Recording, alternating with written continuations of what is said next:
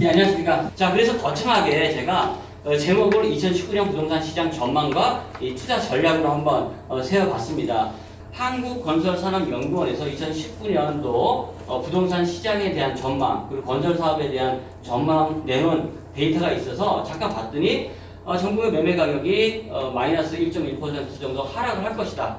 그렇죠? 뭐 이렇게 요즘에 이런 내용들이 아니래도 전반적으로는 이제 강남시장이 멈췄다. 이제 뭐 강실 장수 5단지 아파트가 1억이 떨어졌다. 이런 뉴스들이 계속 나오는 것 자체가 굉장히 이제 부동산에 대한 하락을 좀 점치는 듯한 이런 내용이 많이 나오다 보니까는 이 투자자분들이 다 이제 얼음이 되어 가는 어떤 그런 형국이라고 보아집니다.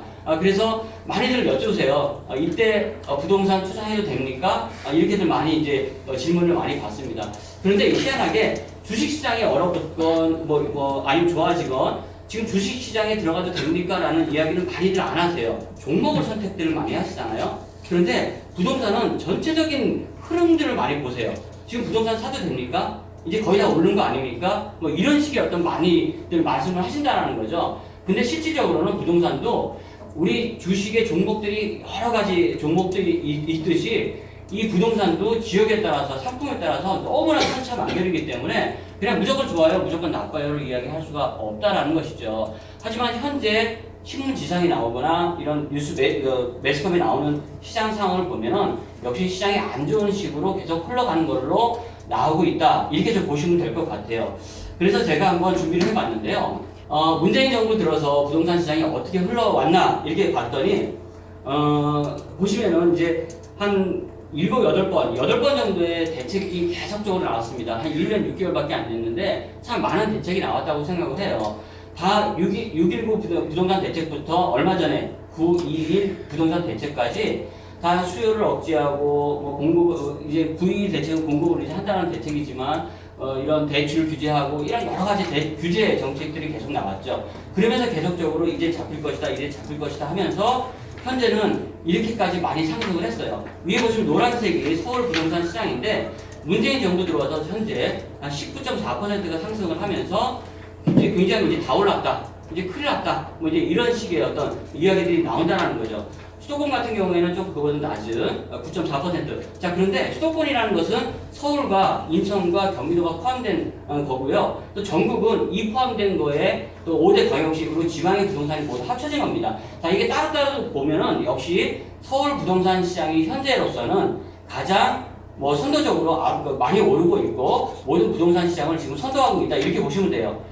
서울 부동산이 왜 오르겠습니까? 역시 서울이니까 오르겠죠. 그렇죠? 이렇게 생각을 하시죠? 예. 서울이 가장 많이 오르긴 해요. 그렇죠? 그런데 실질적으로 서울이 부동산 시장이 계속 올랐는가를 살펴보면요.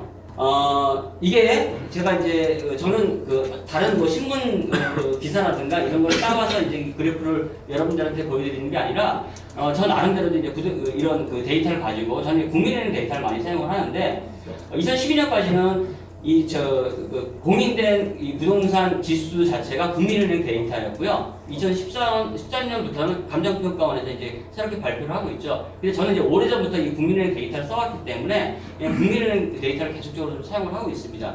이 국민은행 데이터 상으로 제가 보니까는요. 서울과 5대 광역시를 나눠서 이제 그래프를 그리니까요. 이런 그래프가 나오다는 거죠. 보시면은 우리가 대부분 여기 서울 수도권에 사시는 분들이시죠? 혹시 지방에서 오신 분 계십니까? 뭐 경상도, 뭐 이런 뭐 전라도 이런 데 혹시 오신 분 계세요? 다 이제 수도권에 사시는 분들이에요. 역시 좋은 데 사십니다. 그렇죠? 예. 자, 그런데 우리가 기억을 할 때 최근 들어서 요즘에 말고 가장 많이 올랐던 때가 언제였냐면요. 2006년도가 그렇죠? 2006년도 노무현 대통령 때 가장 많이 올랐다고 생각을 해요. 그건 왜 그러냐면은 여러분들이 서울에 살았기 때문에 수도권에 살았기 때문에 가장 많은 오른 시기가 2006년도였구나 이렇게 생각을 하시는 거예요. 그 당시에 지방의 5대 광역시의 시장을 보면요 거의 움직임이 없었어요. 그 당시에도 저도 이제 부동산을 계속적으로 하고 있었던 상황에서 부산에서 저보고 한번 와서 이런 강의를 하면서 좀 사람들한테 이런 좋은 이야기를 해주십시오라고 이야기를 했는데 부산은 도저히 좋은 건덕지가 없어가지고 제가 좀 바빠요 이랬던 기억이 나요. 근데 부산은 지금 부산은 뭘 얘기해요 지금 뭐 이랬던 시절이었는데 서울의 부동산 시장은 엄청나게 상승을 했었다라는 것입니다. 그렇죠? 예, 이렇게 가격이 완전히 상승을 하던 때 금융위기가 왔습니다. 그렇죠? 근데 저는 이 금융위기, 이때 이제 노무현 대통령이 어떤 막 지나고 이제 이명박 대통령이 왔을 때인데, 노무현 대통령이 그렇게 부동산 시장을 잡으려고 애를 썼는데 실질적으로는 못 잡았어요. 그렇죠? 근데 금융위기가 잡아준 건지 아니면 노무현 대통령의 이 규제 정책이 그때 드라이브가 걸려서 그 부동산 시장이 좀 꺾인 건지는 사실상은 누구도 모르는 겁니다. 그렇죠?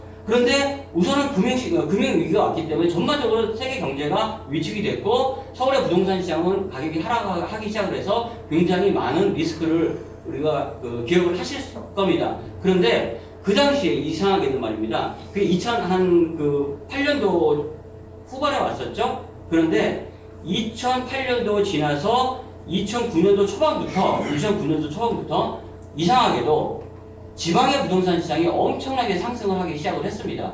금융위기 여파가 계속적으로 감에도 불구하고 지방의 부동산 시장은 엄청나게 상승을 했었어요. 그때 제가 다행인지 불행인지 모르겠지만은 저희 집사람이 대학에 좀 있기 때문에 좀 지방에 있는 대학에 전입자리가 나서 그쪽으로 저희가 이사를 갔어요. 거기가 이제 순천이라는 곳이었는데 지방에 서울에서는 안 좋았는데 순천에 갔더니 부동산 시장 앞을 지나가는 개도 강아지도 10,000원짜리 물고 다닐 정도로 엄청나게 호황을 맞이했었다는 게 저는 이제 그때 순천에 있었기 때문에 기억이 난다는 거죠. 서울에 있는 부동산 사장님이라고 얘기하면 저기 죽겠는데 이 부동산 시장이 순천뿐만 아니었습니다. 광주, 부산, 대구, 대전 이런 지방의 부동산 시장이 엄청나게 화랑 시장을 맞이했었다라는 거죠. 이 금융 위기라는 외부 요인이 우리나라 부동산 시장에 영향을 미쳤다라고 하면은 서울 부동산 시장, 수도권 부동산 시장 말고도 지방 부동산 시장도 같이 박살을 냈어야 되는데 이 안 좋던 부동산 시장 자체가 지방의 부동산 시장이 그때부터 엄청나게 상승을 했었다라는 것은 우리가 이런 외적 요인 말고 이 부동산 시장, 대한민국의 부동산 시장에는 뭔가 다른 게 좀 있지 않을까, 좀 이렇게 좀 생각을 해볼 필요가 있다는 것이죠. 지금 아까도 처음에 2019년도 부동산 대전망 다 뭐 건설산업연구원이라든가 이런 데 연구원들 보시면은요, 다 정말 좋은 대학 외국에서 공부하시고 정말 박사학위 취득하신 분들이 오셔가지고 어떤 내적 요인 이런 것들을 정말 많이들 연구하셔가지고 내년도 이러한 예측을 해 놓으시는 거기 때문에 절대 무시할 수는 없다고 생각을 합니다. 그런데 이러한 예측들이 거의 맞지는 않았어요. 그렇기 때문에 저는 좀 이런 거 말고 좀 고급스럽게 말고 현장 실무적인 입장에서 한번 이런 부동산 시장을 바라봐야 되는 것이 아닌가. 저도 이제 이 부동산 시장에 대해서는 대학원 공부도 했지만은 대학원 공부를 하면서도 이 교수님들하고 상당히 많이 대립각을 많이 세웠습니다. 왜냐하면은 이 교수님들이 이제 공부를 많이 하신 분이잖아요. 이분들은 이래야 된다라는 거예요. 더 이상 오르면 안 된다라는 거죠. 그런데 저는 오르길 바라는 게 아니라 오를 수밖에 없는 입장에서 내가 지금 투자를 안 하면 내가 손해를 보기 때문에 지금 투자를 해야 된다는 거고, 그 교수님들은 당신 같은 사람들 때문에 부동산이 꼭동한다는 거죠. 얼마 전에 PD수첩인가 최종 60편에 나왔죠. 어떤 강사가 어딜 얘기하면은 그게 폭등을 하기 때문에 이 강사가 이 조작을 하는 거 아니냐, 뭐 이렇게 얘기하고 이쪽에서는 오를 만한 거를 얘기를 했으니까 올랐겠지, 이게 이야기를 하는 겁니다. 그렇기 때문에 실질적으로는 이거를 정말 어떤 완전 시장처럼, 이게 합리적인 시장처럼 내다봐가지고는 부동산 시장을 정말 좀 알 수도 없고 좀 분석도 안 되는 그런 상황이 아닌가 이렇게 생각을 한다는 거죠. 그래서 오늘 제가 이러한 시장이 왜 이렇게 되는지에 대해서 여러분이 정말 듣도 보도 못한 그러한 내용들을 한번 제가 말씀을 드리려고 하는데, 자 보세요. 2006년도에 부동산 시장에 대한 어떤 국토연구원의 내용이에요. 아까 2006년도에 서울 부동산 시장이 많이 오른다고 했죠. 여기 보시면 국토연구원이에요. 그렇죠? 우리나라 최고의 이런 국토 분야 전문가들이 모인 곳인데 2006년도 부동산 시장 전망 전국 1%, 서울 2% 하락 전망 나왔었어요. 그렇죠? 그런데 이런 얘기에 대해서는 언급도 안 합니다. 그렇죠? 자, 이게 왜 그러냐면은 부동산 시장 떨어진다고 해놓고서 오르면요, 이런 이유 때문에 올랐다라고 얘기하면 사람들 별로 돌 안 던져요. 그런데 오른다라고 사라고 해놓고서 떨어지면은 멱살 잡힙니다. 그러니까는 사실상은 내가 안전하게 가기 위해서는 좀 안 좋아요 하는 게 사실은 안전한 거예요. 그렇죠? 안 좋아요 하지 마세요. 좀 조심하세요. 그러면 올랐어요. 그러면 이상하네. 이게 지금 뭐 받쳐주고 있는 거예요. 이거 지금 정권에서 아주 이거 문제가 많습니다. 그러면은 또 그래 넘어가요. 근데 오른다고 해놨는데 떨어졌어요. 그러면 이건 듣지도 않아요. 그렇죠? 와가지고 역사를 잡겠죠. 당신 때문에 손해봤다고. 자, 그렇기 때문에 저 같은 사람이 사실 용감한 사람이에요. 그렇죠? 용감한 사람이기 때문에 저 같은 사람을 믿으셔야 돼요. 그렇죠? 그럼 2014년도, 2015년도에 이런 부동산 시장 전망을 봐도 2015년 주택 전망, 시장 전망 약간치는 않다. 이런 전망이 대세적이었다는 거죠. 그런데 우리가 어때요? 2006년도, 2015년도 부동산 시장 다 올랐어요. 그렇죠? 자, 근데 이런 것들이 왜 그러는가를 정말 궁금해 했다는 거죠, 저도. 그래서, 이걸 좀 숙제 좀 풀었으면 하는 입장에서 정말 많은 연구를 했습니다. 자, 이런 것들을 우리가 알기 위해서는 몇 가지 특별한 법칙을 알아야 되는데, 이거는 여러분들이 뭐 어디서 들었을 수도 있겠지만은 이건 제가 우리나라 부동시장에 좀 적용할 수 있는 몇 가지 법칙들을 한번 여러분들한테 말씀을 드리는데, 이러한 법칙들이 적용이 돼서 현재의 부동산 시장을 설명하면 조금 많이 될 것 같아서 제가 좀 준비를 해봤습니다. 자, 1단계 같은 경우에는요, 전체적으로 아까도 보시다시피 그래프에서 봤듯이 수도권과 그리고 지방의 부동산 시장이 계속적으로 IMF 이후에는요, 계속적으로 디커플링 현상을 보여왔다는 것이죠. 그러니까 동조화 되지 않고 비동조화 현상을 보였다라는 것입니다. 수도권 시장이 오르게 되면요, 지방 시장이 가라앉았고, 지방의 시장이 올라가면 수도권 시장이 내려앉는 그러한 비동조화 현상이 계속적으로 발생을 하면서 이 상승과 하락할 때도 이 부동산 매매 가격과 전세 가격 사이에 상관관계를 좀 약간 가지면서 부동산이 변화했는데, 1단계는 전세값부터 먼저 상승을 하고요. 그 다음에 매매가는 상승을 하지 않는, 이러다 보니까는 매매가 대비 전세가 비율이 높아지겠죠. 그래서 사실상 레버리지가 상당히 좋아지는 그런 시점이라는 거죠. 여기서는 사람들이 매매가가 오르지 않을 것이라고 생각하고 전세를 계속 들어가다 보니까는 공급도 안 되고 계속적으로 전세는 올라가는 그런 현상이 발생을 하고요. 2단계는 전세가와 매매가가 동반 상승을 한다는 거죠. 동반 상승을 하다가 매매가는 상승을 계속하고 전세가가 약간 오르지 않거나 하락을 하면서 다시 매매가 대비 전세가 비율이 떨어지는 이러한 현상들이 계속적으로 발생을 하면서 부동산 시장이 수도권과 지방 사이에 디커플링 현상을 보이면서 계속적으로 움직였다라는 것이고요. 두 번째는 어차피 이런 현상 자체가 수요와 공급의 어떤 문제라고 보시면 될 것 같아요. 당연히 수요가 많고 공급이 적으면은 당연히 부동산 가격이 상승을 하겠죠. 자, 이러다 보면은 우리나라 이 부동산 시장 자체가 완전 시장이 아니고 굉장히 불안전한 시장이기 때문에 공급이 될 때 사람들은 공급을 많이 한다는 거죠. 건설사 입장에서는.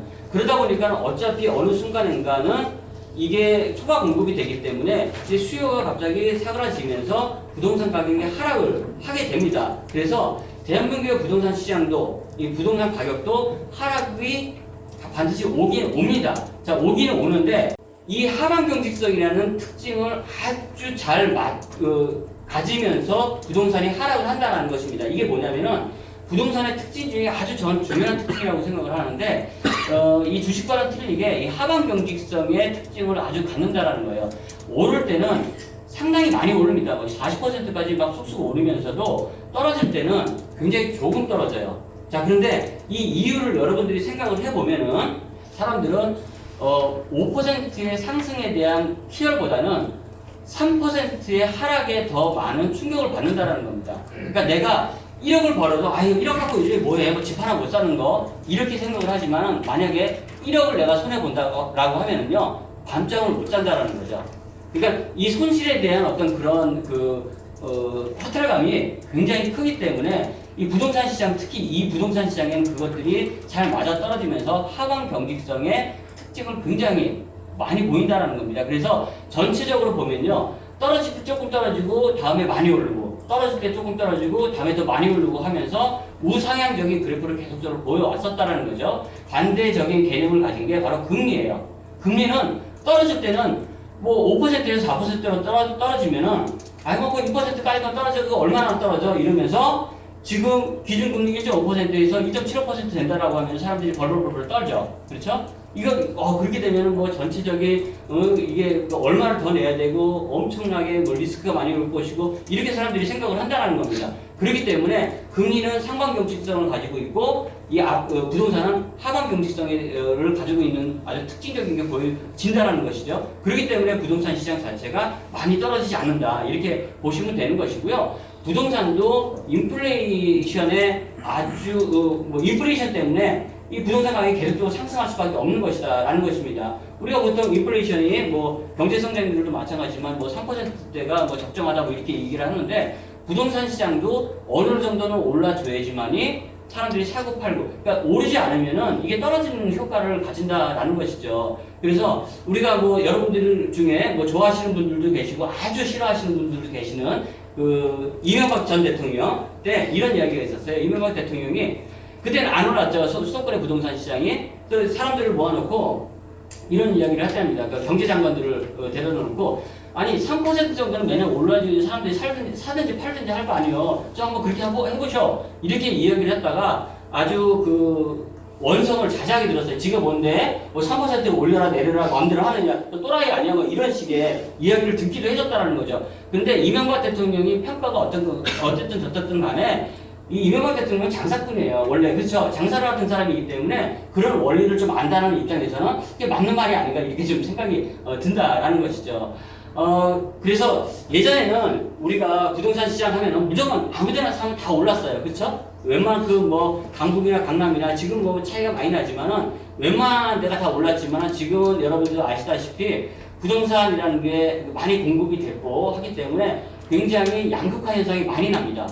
그래서 초과 공급이 된 데는 가격이 떨어지지만은 그 외 지역에서는 그렇게 많이 떨어지지 않는 그런 모습도 보이고 있고요. 그렇기 때문에 우리가 지역 선정을 굉장히 잘 해야지만이 부동산에 있어서 투자가 좀 이익을 남길 수 있는 투자가 될 것이다라고 생각이 들고요.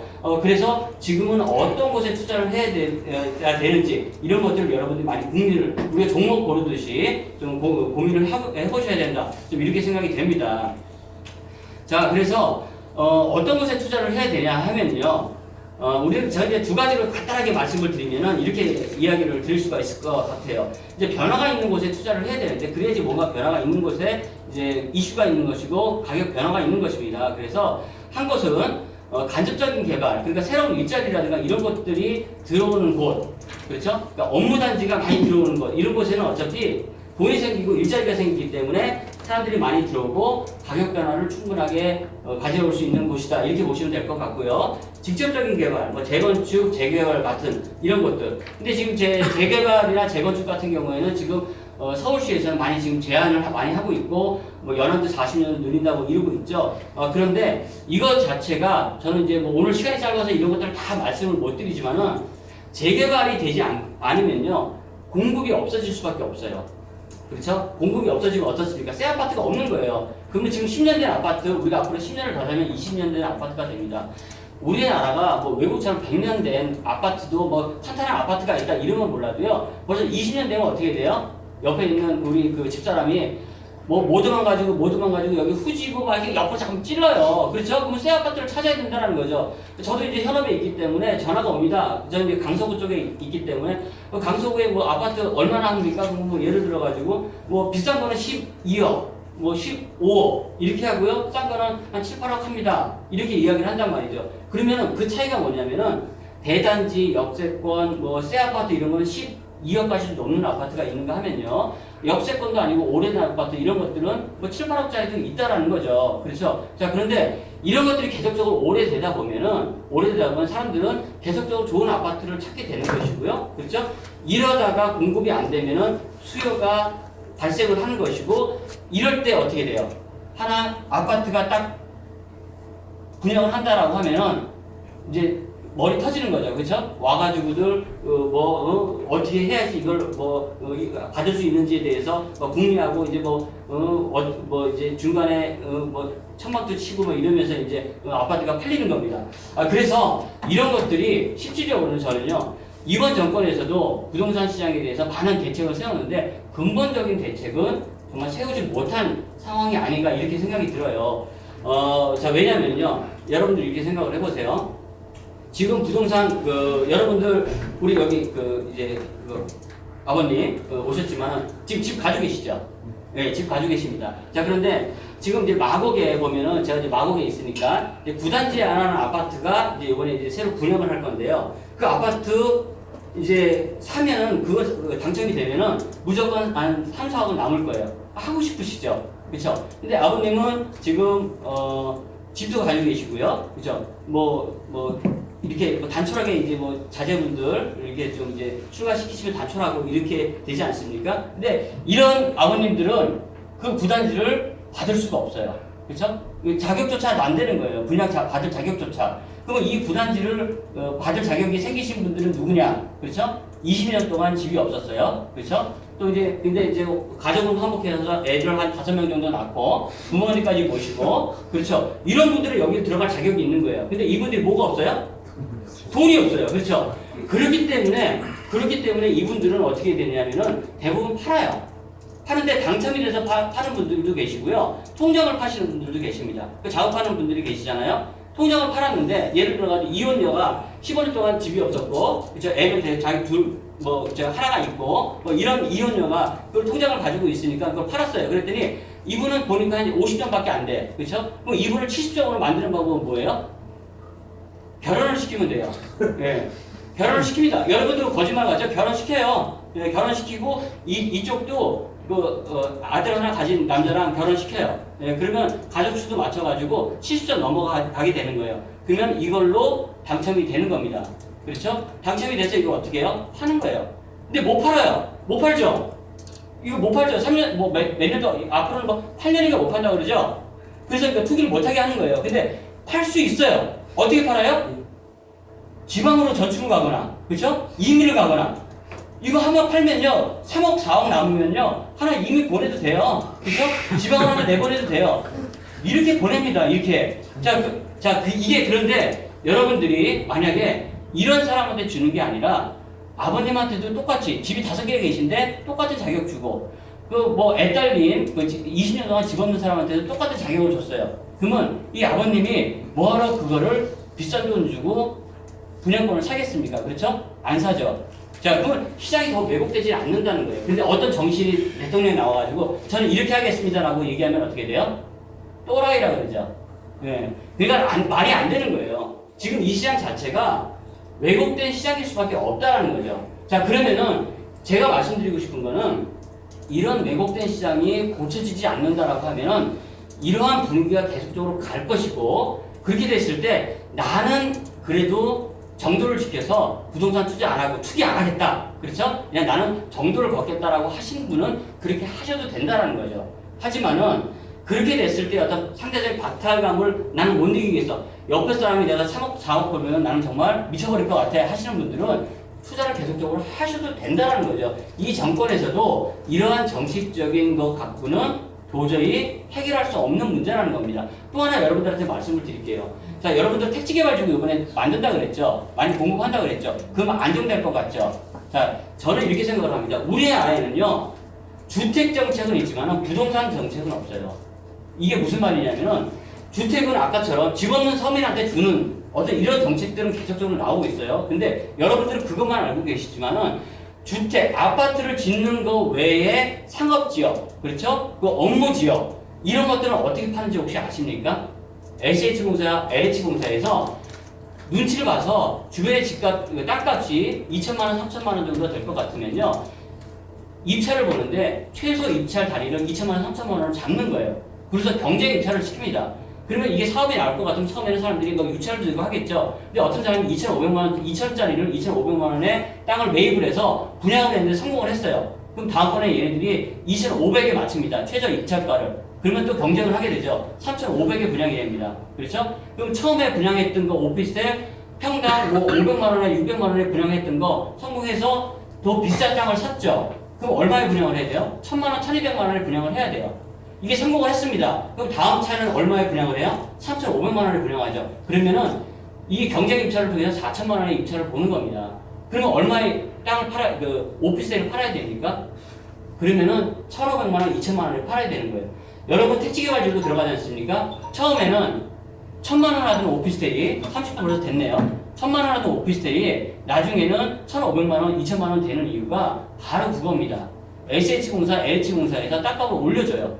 공식적으로 올려주는 겁니다. 그렇기 때문에 그게 지금 문재인 정부에서 고쳐졌느냐? 똑같아요.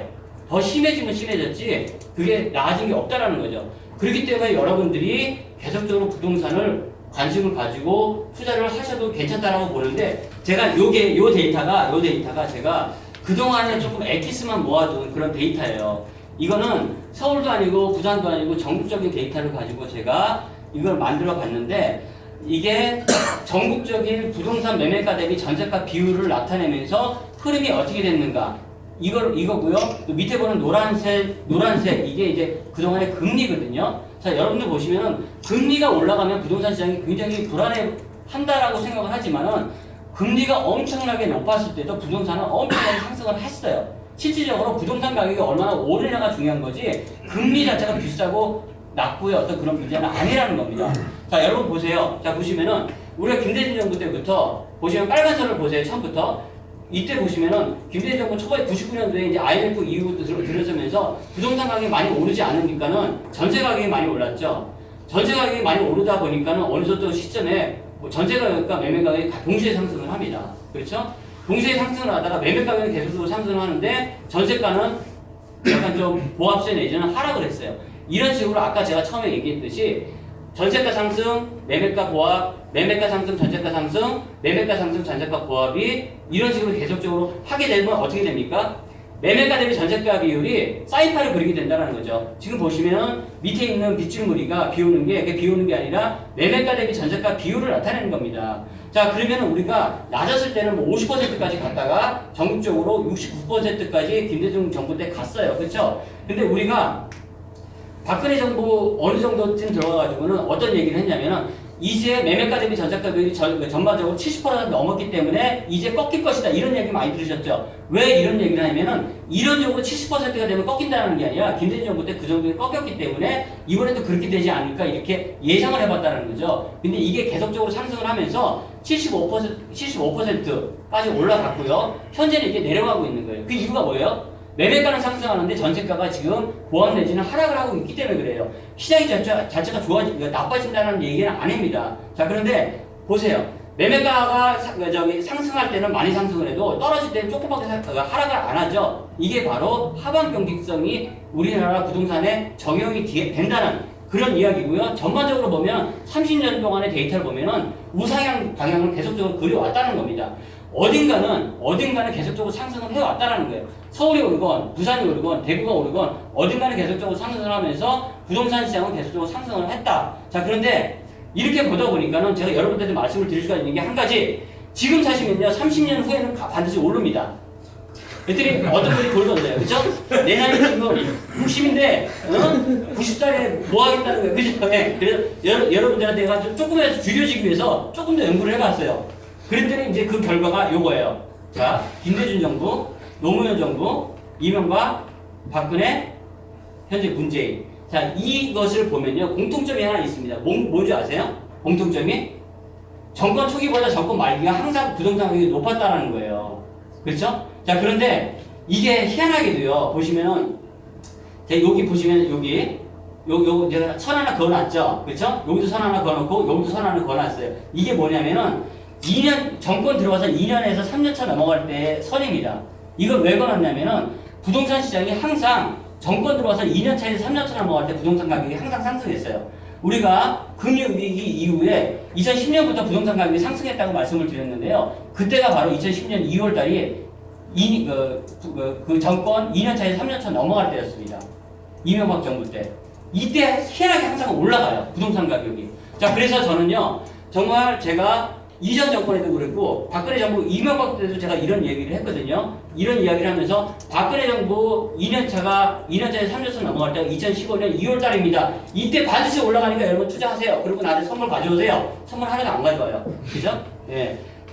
여러분들은 또 혹시 또 뭐 그런 분 계시면 저는 환영합니다. 자, 그런데 그 이후에 제가 어떻게 얘기를 했냐면은 다음 정부 누가 될지 모르겠지만 2019년 2월 달이 다음 정권이 2년차에서 3년차 넘어갈 때입니다. 반드시 사세요 그랬는데 갑자기 박근혜가 끌려 내려왔어요.